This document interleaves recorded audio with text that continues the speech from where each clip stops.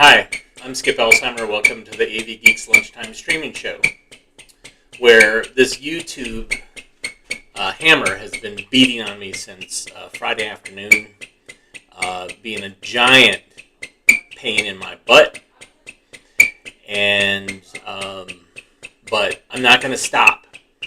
I am going to show you 16mm films. I appreciate you finding me here. All right, enough of that. I do have a headache now. This is all my fault. I accidentally clipped something that I shouldn't have clicked. It basically was a copyright violation message, and I thought that it was legit, but I didn't really sit and think about it.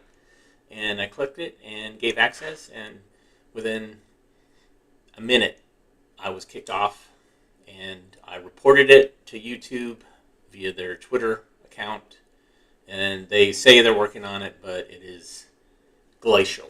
It's taking forever. But that's not going to stop me. I'm going to show you films, because that's what we do here.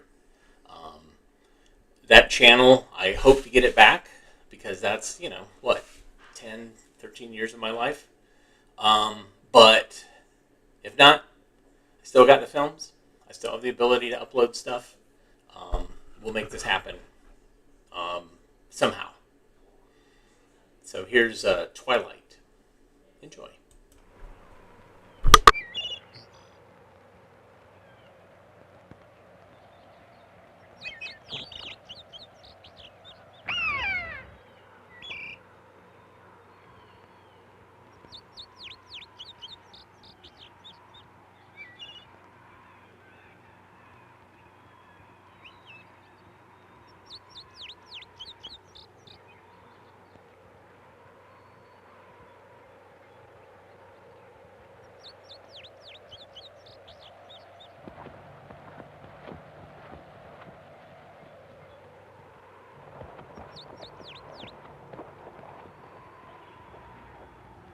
I think the Rock was watching Jacques.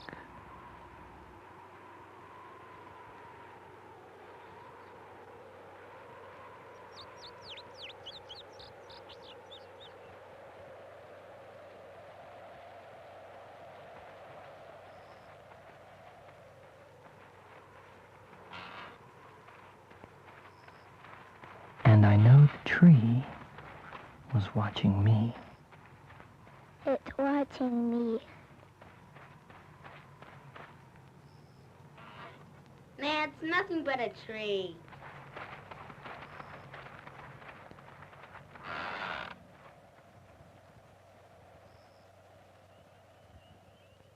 We heard the grass's silent plea. Don't tread on us. Please leave us be.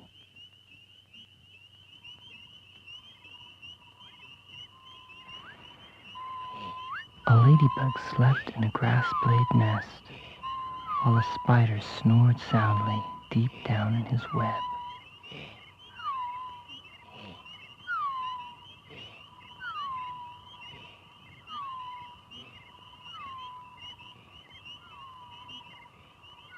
And far down below, where the dewdrops all go, the worms used an old fallen leaf for their bed.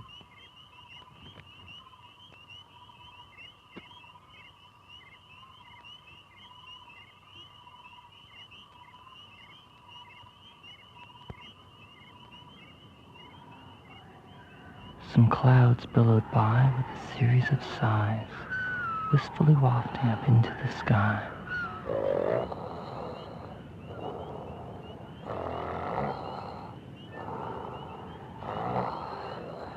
They floated up under the moon man's nose and tickled the tip of it there as he snows. And he let out a sneeze, bending back all the trees, and he gave us a look, saying, "Pardon me, please."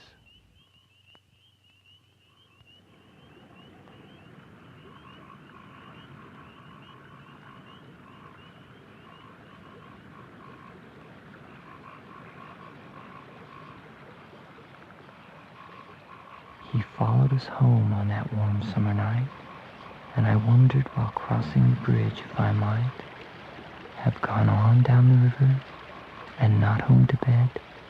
Just where, oh where, would that river have led?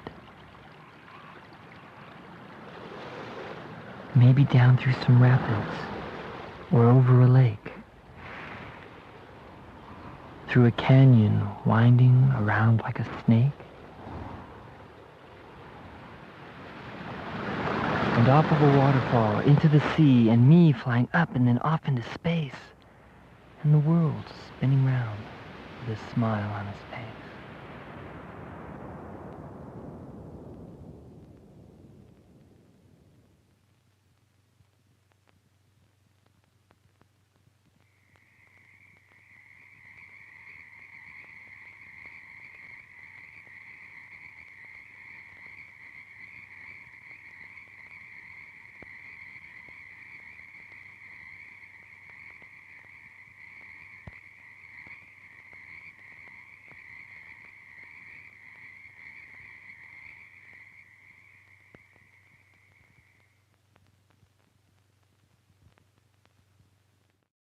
It looks to be maybe a student film, short, animated short.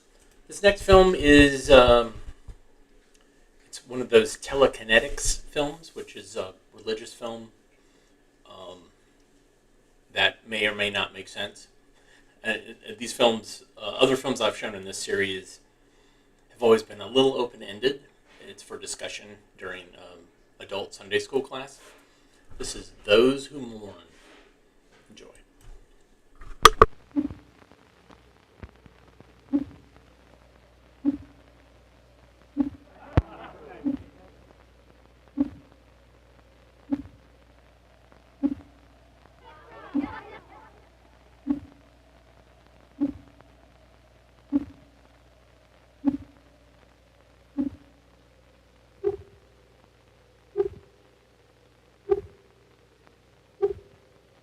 Cauliflower.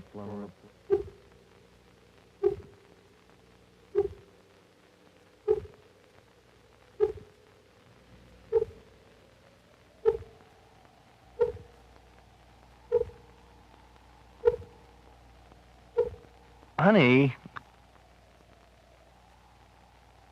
Honey, please. I gotta get to school.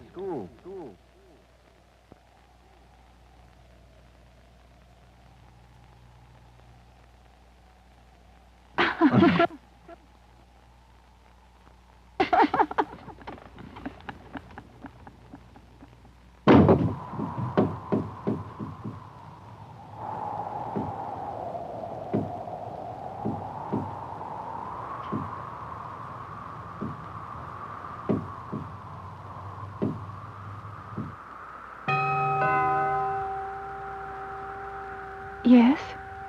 There's been a disturbance on the campus. What? It's your husband, your husband, your husband, your husband, your husband, your husband. The doctor! The doctor around there! They need a stretcher.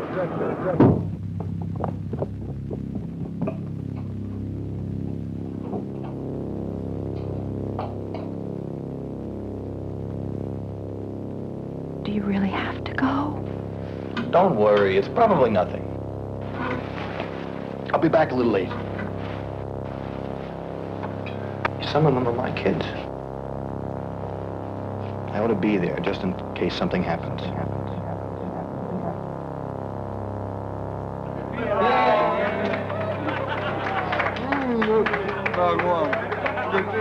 Look at it.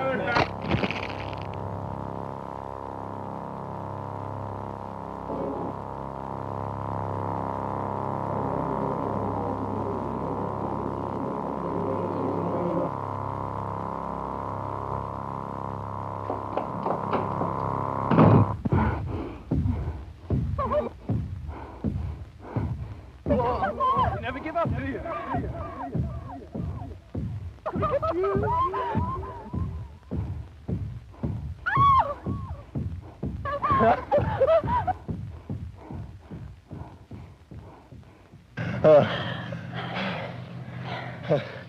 You have to lose sometimes, you know. I'm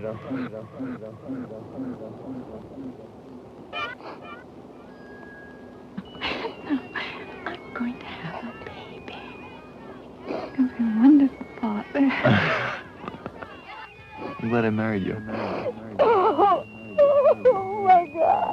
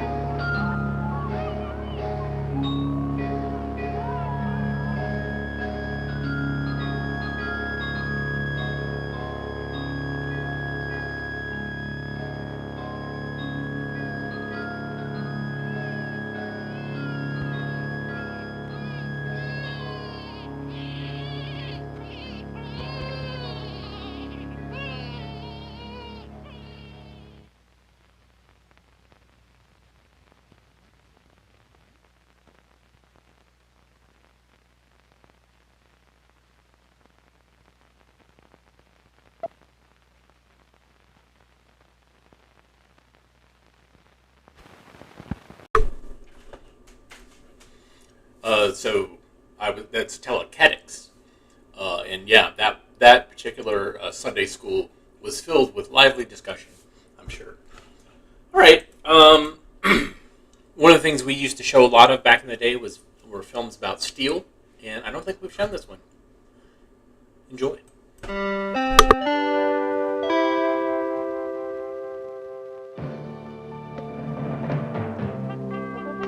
What do skyscrapers have in common with farm implements, film projectors, and bicycles?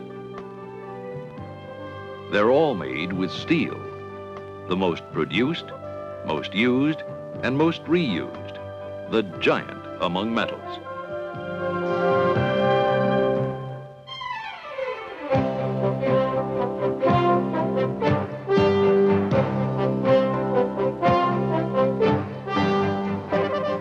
One of the wonders of the modern world that we take for granted is steel. Form it into the hull of a ship, and it floats. Shape it into beams, and it holds up the tallest buildings.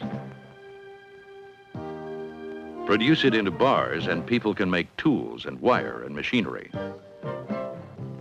Make it in thin sheets, coat them, and we have stoves, refrigerators, washing machines, automobiles, and trucks. Modern steel mills are large places with everything from research laboratories to complex equipment for testing and removing water and air pollutants. They employ men and women of all races in a variety of skilled jobs.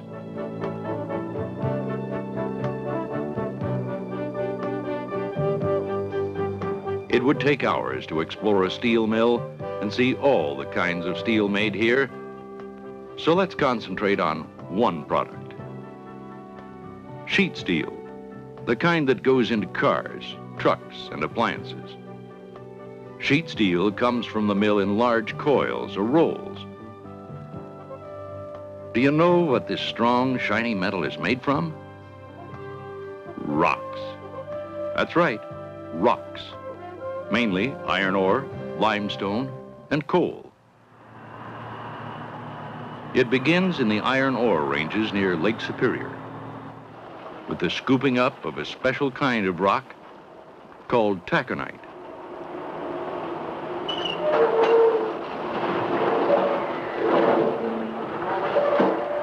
The rocks are crushed, and the iron ore is removed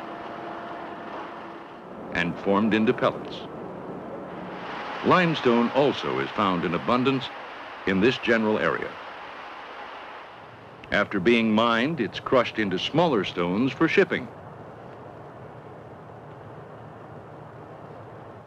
Ore boats carry the limestone and iron ore pellets through the Great Lakes. Shipping convenience and the need for lots of water are two reasons why so many steel mills are located on the shores of the Great Lakes. Coal, the third major ingredient, usually arrives at the steel mill by train. Now we have the basic materials at hand. In simplest terms, there are 3 steps in steel manufacturing. Make iron, make steel, shape steel. For making iron, the coal must first be changed into coke. The coal is placed in airtight ovens. A row of ovens, such as you see here, is called a coke battery. Inside each oven, the coal appears to be burning up, but it isn't. Undesirable elements are being baked out of it. After being quenched with water, the lumps emit harmless steam. The coke will burn with more intensity than coal. Now we're ready to make iron. From the huge stockpiles, operators send batches of coke, limestone, and iron ore by conveyor to the top of the blast furnace. This modern blast furnace is as tall as a 30-story building.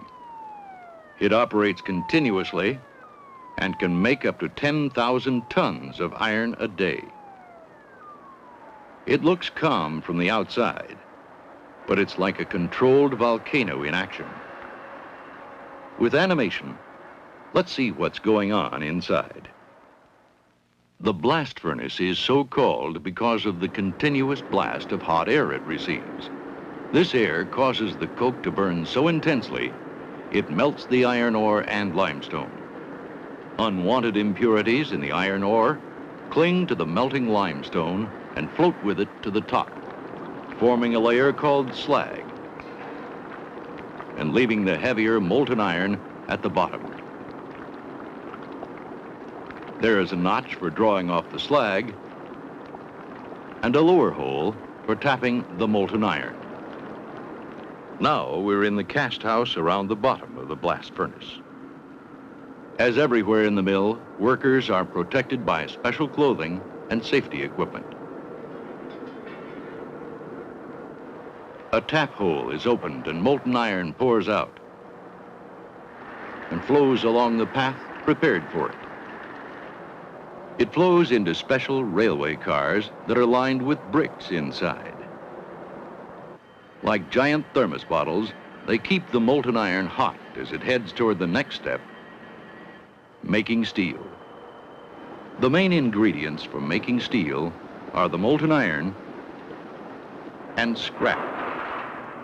Iron and steel in the form of scrap can be recycled over and over. Several types of furnaces are used for making steel.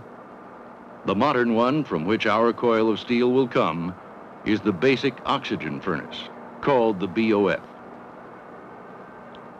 From a room close by, workers operate the basic oxygen furnace with the aid of computers.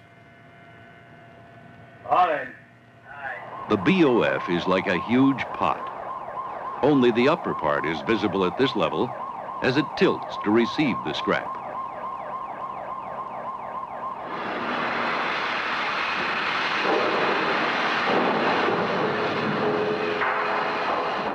It rotates to spread the scrap over the furnace bottom, then tilts again to receive its charge of molten iron. It will turn these ingredients into 255 tons of steel in just 33 minutes.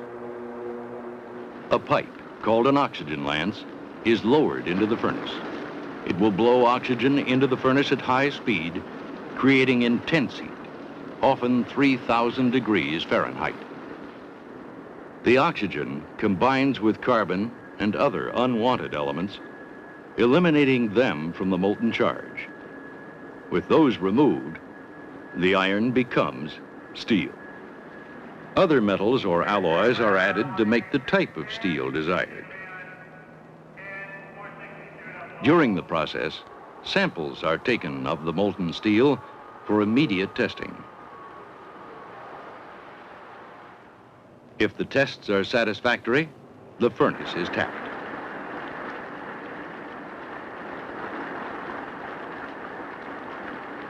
The end result is a ladle of steel of one specific type. Nobody can use 200 tons of molten steel, so next it must be cast or solidified into a form convenient for shaping. A modern energy-saving method of shaping steel is called the continuous casting process. It changes steel from a molten to a solid state in one continuous action. Here's how it works. From the ladle, the molten steel pours directly into a copper mold, which is water-cooled. The cool mold causes a skin to form on the surface of the steel. The skin becomes thicker as the steel cools from the outside toward the center, gradually becoming solid throughout. From one type of caster, the steel emerges in the long, narrow shapes called billets, from which bars are made. From another caster, the hot steel comes out in a wide, thick slab, which is cut into desired lengths. Our sheet steel will be made from this slab. First, it is reheated. Then begins its journey through the hot strip mill.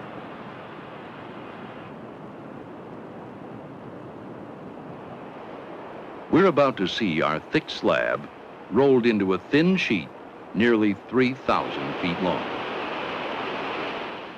Operators, with the help of computers, control the speed of the slab and the pressure of the rollers. Each set of rollers compresses it a little more. And in a half-mile run, the slab goes from thick to thin.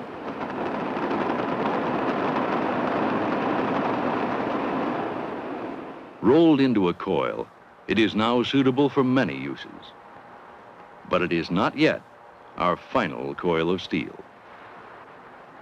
As we've just seen, while steel is hot, rollers can compress it into another shape. In other parts of the plant, rollers are squeezing steel into structural shapes, into bars, long and thin.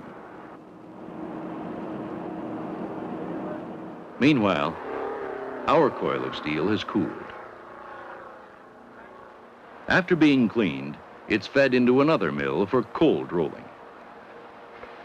The operator sets the pressure to bring the steel to the exact final thickness desired. Cold rolling has hardened the steel. To make it suitable for forming into many shapes, a cover called an annealing chamber is lowered over the coil to reheat it evenly. After annealing, the steel will be lightly rolled again. Finally, this steel order goes through the galvanizing process, receiving a zinc coating to protect it from rust and corrosion. Now the millwork is done. The rocks have become sheet metal. And who knows, steel from this very coil may have been shaped, painted, and made into the body of the next automobile you see.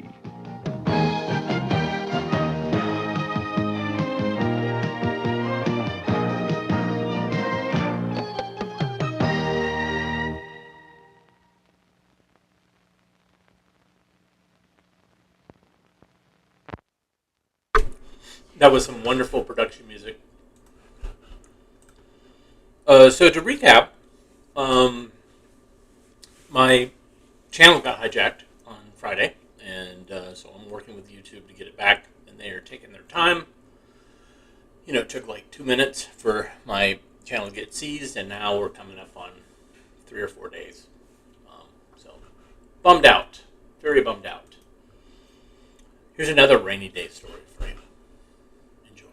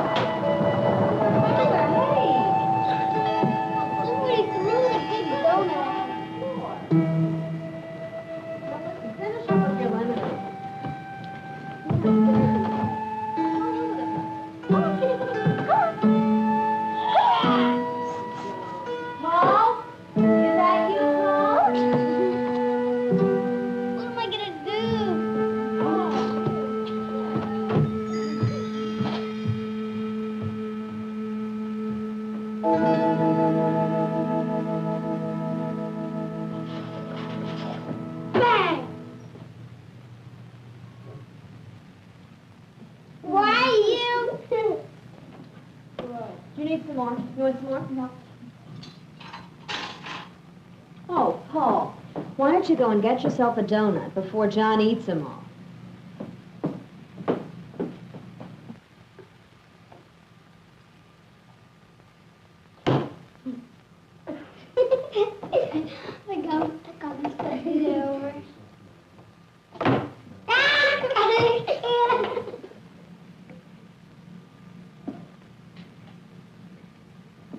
John, if you're finished, you're excused.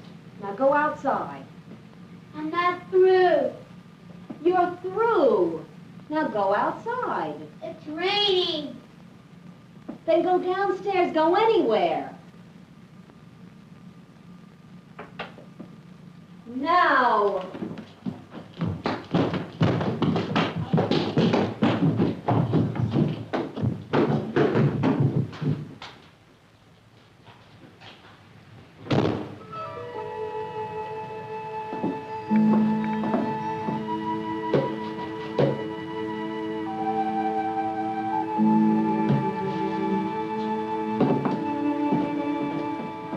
What did you do in school today, Paul? The last time I asked you children to write a story and use your imagination, I got 13 stories on how I went to the store with my mother. Now this time I want you to call it a rainy day story, and this time, children, I want you to use more of the word I have written on the board. Imagination. Your minds are like big empty storehouses. Begin to fill them. Begin by asking yourselves, what if? The magic what if, and go on from there. Begin by asking yourselves, what if? The magic what if, and go on from there.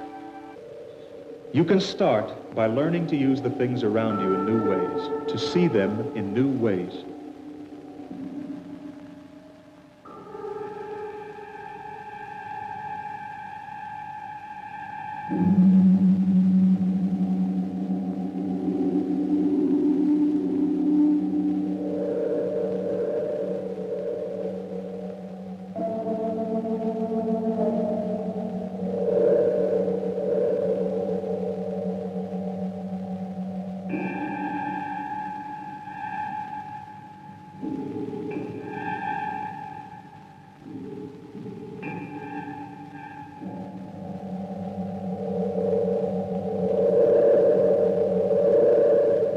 Paul, what is the word I have written on the board? Paul? Paul, where are you? Paul, where are you? Are you daydreaming?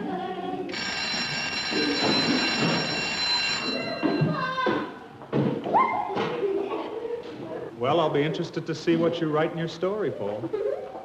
Are you daydreaming, Paul? You look like you're a million miles away. Well, I'll be very interested to see what you write in your story, Paul.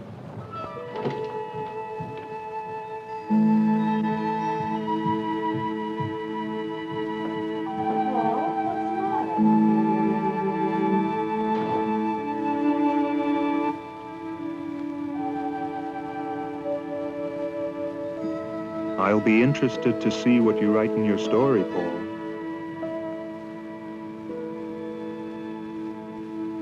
Your minds are like big empty storehouses. Begin to fill them.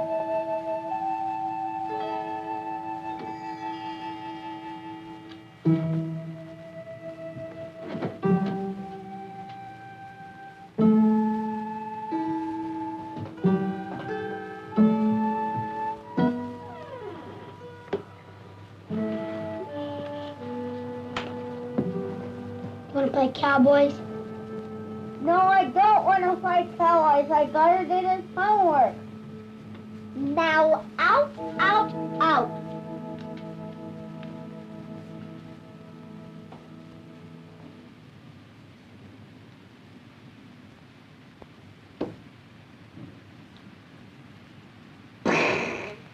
Out.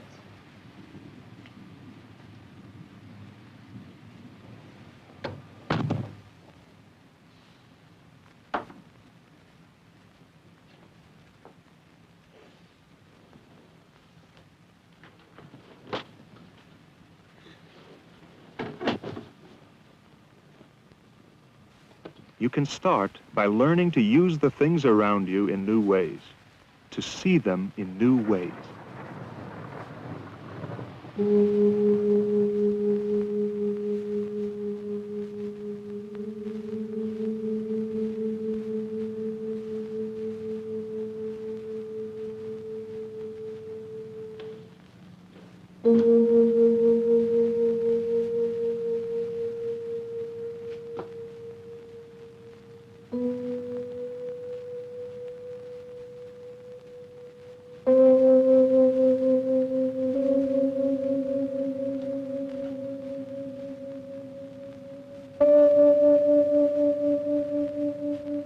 Begin by asking yourselves, what if? The magic what if, and go on from there.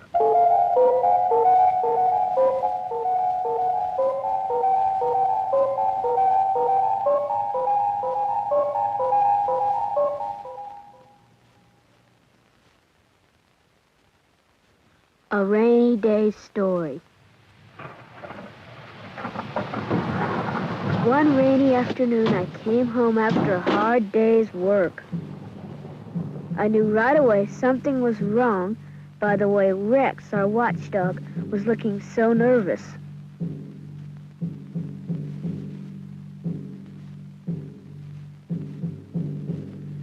My heart was pounding as I went into the kitchen. There he was, big as life, sitting right at my dinner table, in my chair, the infamous John Hardy, the famous outlaw. I could see right away my mother didn't want him there. She was real scared and clutched me. Hardy was making a pig out of himself at the table, knocking everything all over the place and telling real dopey jokes to my sister Jojo. And I threw it in the garbage, and then when she burped, purple bubbles came out.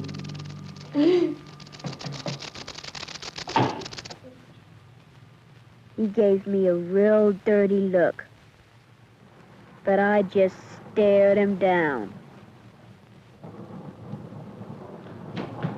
All of a sudden, he was gone, and he had taken Jojo with him. I did the only thing I could do. I went to my room to get a weapon.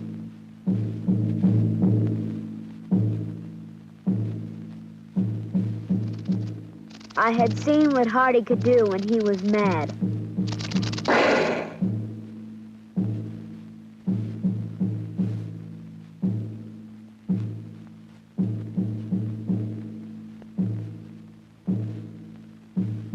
But I had to rescue my sister. I knew it was a showdown at last. It was either him or me. Just for a second, I got nervous. He wasn't so big, but he sure was mean and ugly. Real fast, I thought of all the things I could do to him.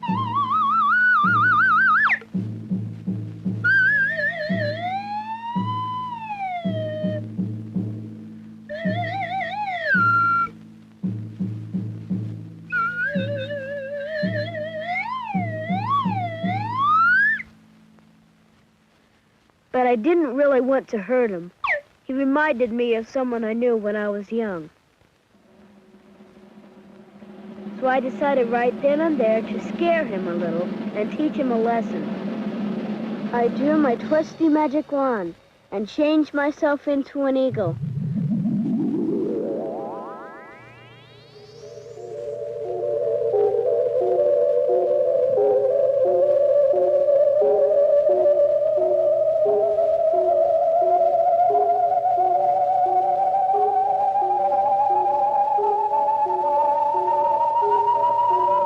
I flew round and round until I got John Hardy dizzy. But I should have known it wouldn't be that easy. 'Cause John Hardy was so mean, he could shoot an eagle. There was only one thing left I could do. I zapped him.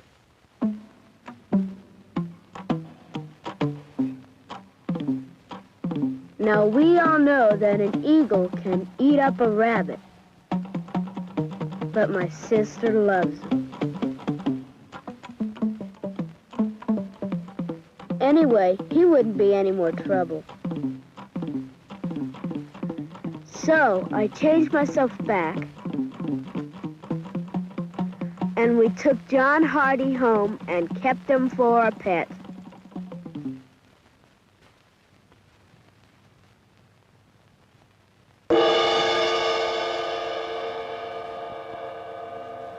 The end.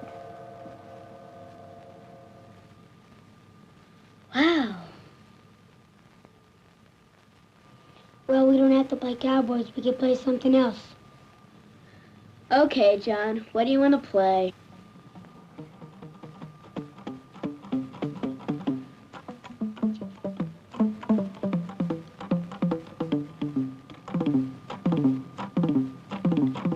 We could play monsters.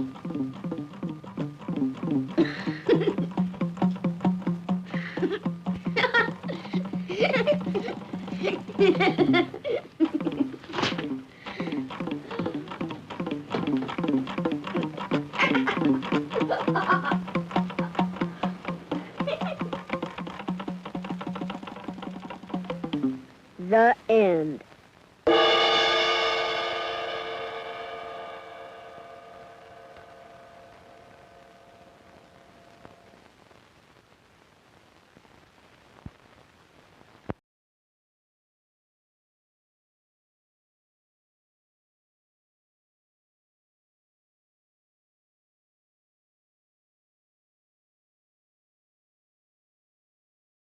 Whoop. That was kind of cool. I actually like that. It was a little creepy, a little strange. All right, what do we got here? Let's see. Yeah, okay. The next one we're gonna watch is called They. They. Enjoy.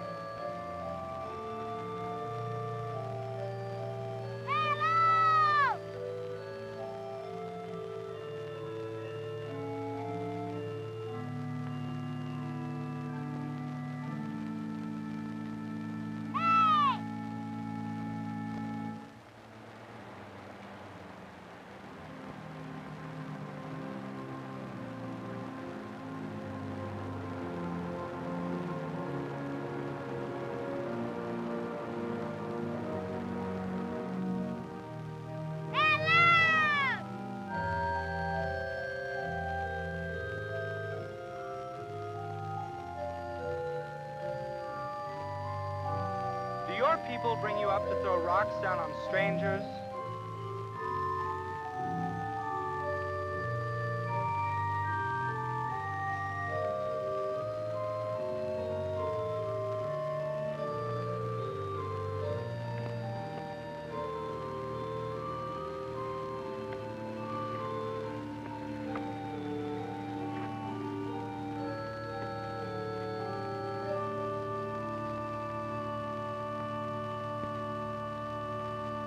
I was just trying to get your attention. You got it. What are you looking at? I'm looking at the people on the other side. There's nobody there. Look harder. I am looking. There's nobody there.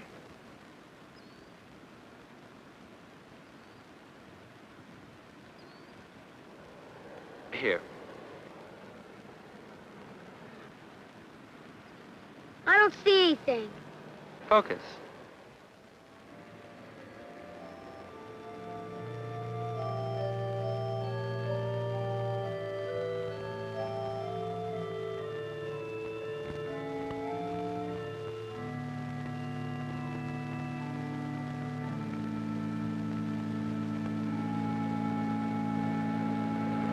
What kind of glasses are these? Glasses that show you what's really happening. Who are those people? Some people call them they. They? They.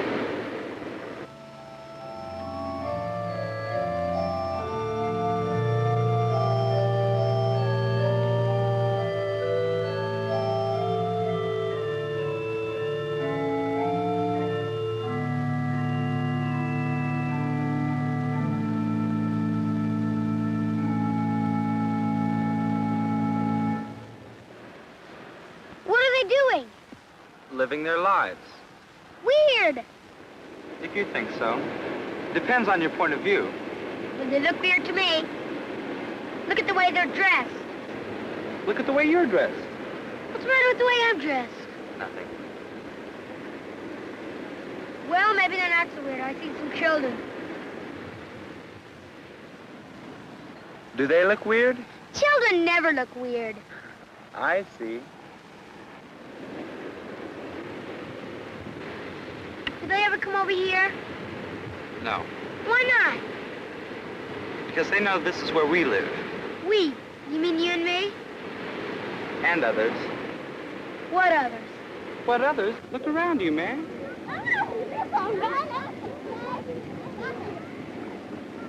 What's going on? How come I can see these people without the glasses? We are always easier to see than they. How come? We are closer. Oh, are we the good guys? What? Are they the bad guys? They don't think so. That kind of scare me. Look.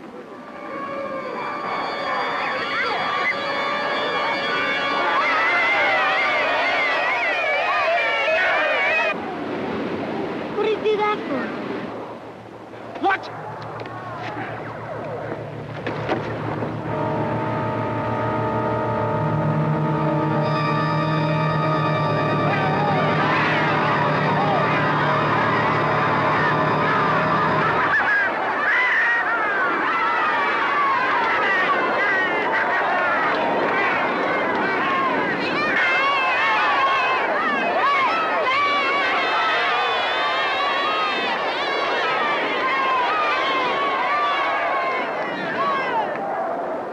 What was all that? A limited war. How come? They thought we threatened them. Did we? Maybe. Well, anyway, nobody got hurt.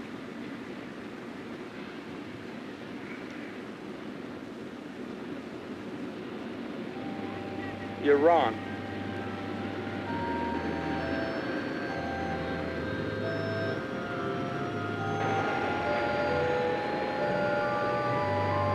In a war, somebody always gets hurt.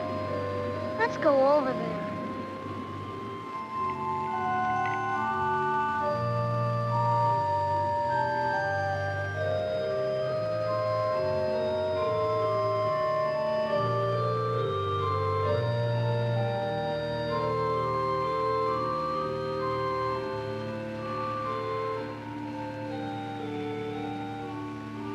we people don't seem so bad. After all, they attacked first.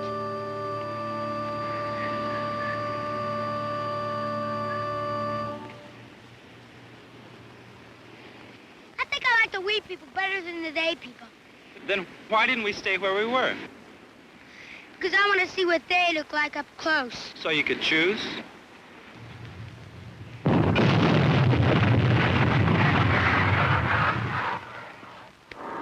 What was that?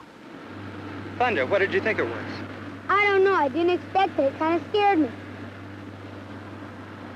Why are all those people looking at the mill? They're afraid, like you were. They think the truth is up there. They think the thunder came from up there, and they're waiting to be told what to do with their fear. How can an old mill tell them what to do? It can't. But when people become afraid, they look for the truth in strange and empty places. You see, some of them think that their government is up there. But it isn't. It's back there with them. Some think their ideas come from there. And some build their philosophies on what they think they hear from up there. But the mill is empty. Nobody lives there. All the rules of government and philosophy are made by the people down here. But when they become afraid, they forget.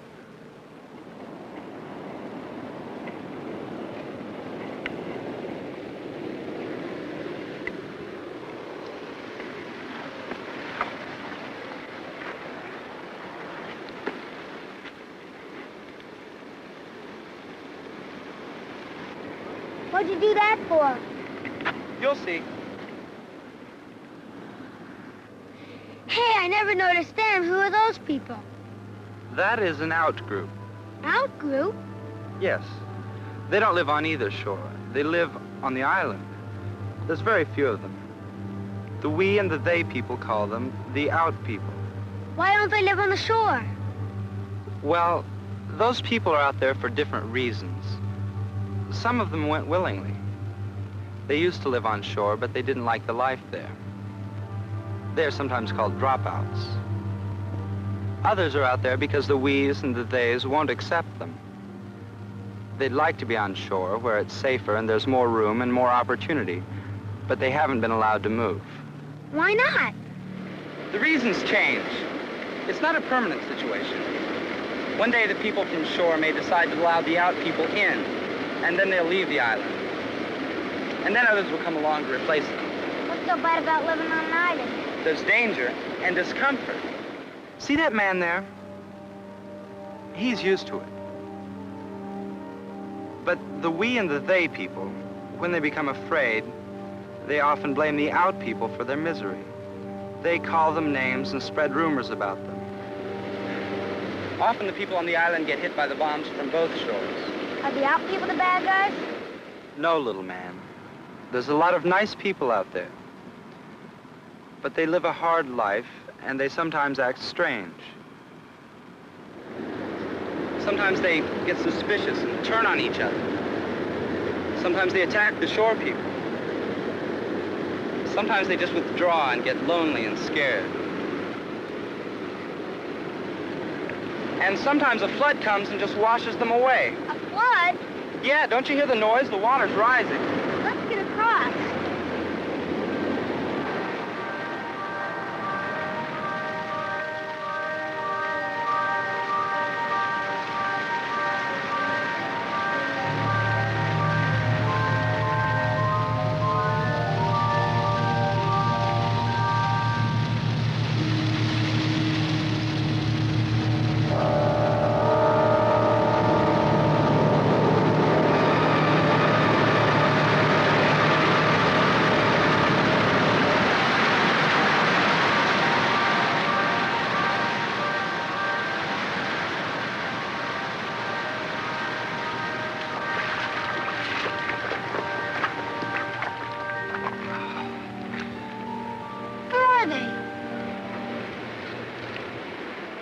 They're gone.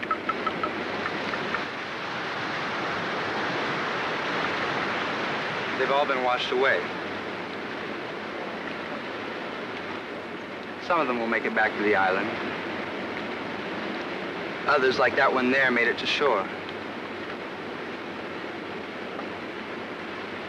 Some are just gone. Will they let that one stay in the shore? Maybe. Maybe not. If not, he'll go back to the island.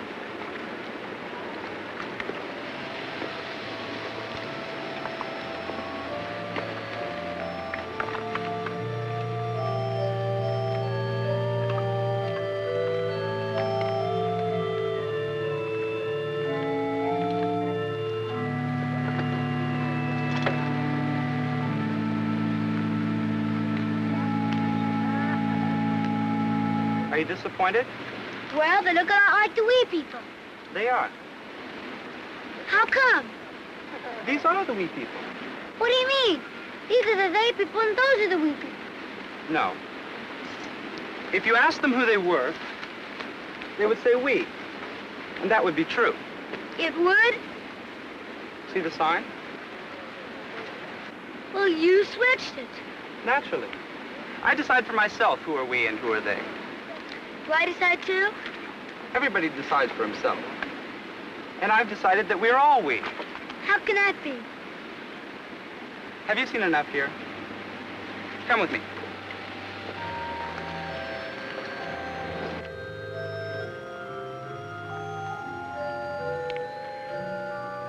Down there. See that boy? Use the glasses. He is the smallest unit of society. When he thinks of himself, he says, me.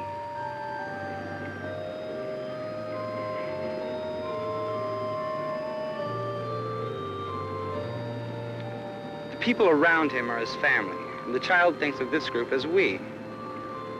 That's the smallest circle there is, and the child can stop here with this little circle around him. If he does, he will always think of everyone else, all the people outside his family, as they.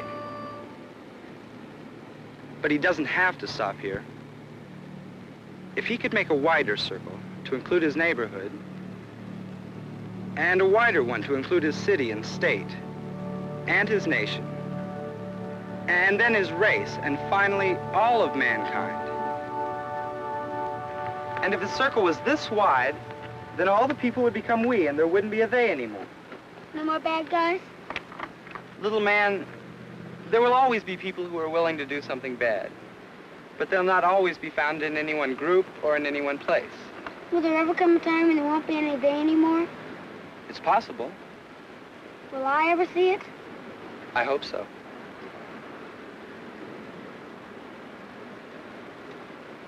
Hey, what's your name? You don't know me? Well, you look kind of like me grown up. Well, that just could be, you know? That just could be. And now, I'm gonna have to be going. Will I ever see you again? In your future, little one. Maybe in your future. Hey!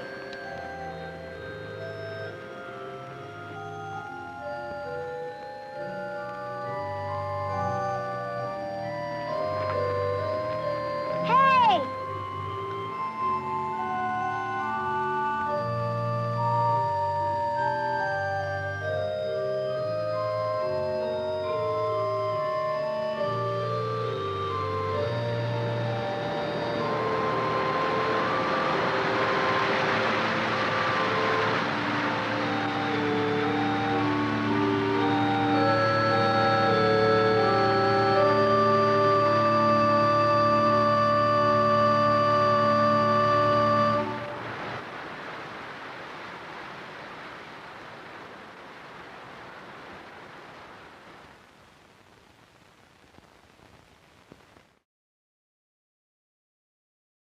Oh, 1972. You were such an amazing year. Yeah, so we had a couple of films from that time, and that one was nuts. I love it. So incredibly heavy-handed. And, yes, an allegory. Yeah, this is why I collect films and show them to you is for stuff like this, where you're just like, what? Come on. So I may or may not have lost my channel for good. I don't know. This is all in YouTube's hands. They know about it. And I've been actively keeping them posted about what has been happening with the channel. But this is what I think is great. You guys are there. And I haven't lost most of you. I'm trying to reach out to as many folks as I have contact information for and kind of let them know about the change. And hopefully we'll change back and we'll have a lot more viewers. But I very much appreciate your commenting, you showing up, you dealing with the hassles, because that makes me feel better too, because we watch films with you, and that's important to me. So that's what's the most important thing. I mean, that's the silver lining to all of this, is that the people that hijacked the other channel, they very quickly made it not an AV Geeks channel. And so anybody that's visiting that goes, huh? And then they find me based on the name of my channel. And so that's because it would just pain me if somebody hijacked the channel and then pretended like they were me and they were actively trying to scam you folks. That would be a big problem for me. I'd feel horrible about that. This isn't great what we're going through now, but we have each other. We have 37,000 16mm films. We have tens of thousands of files that we can be re-uploading if we have to. I don't really want to, but if we have to. And thank you so much, William. And who was the other person? Somebody else donated. It was very, very kind. Robert. Thank you guys so much for your kind donations via KO-FI. It's going to buy some coffee, which I need, and it's also going to help with some other things like rent. And hopefully this week we're going to clear out 2 storage units, and so we'll be down to 5. Knock on wood. Anyways, thank you so much. At this point, I can't do this without you, and so I appreciate you showing up. We love you very much, and we will see you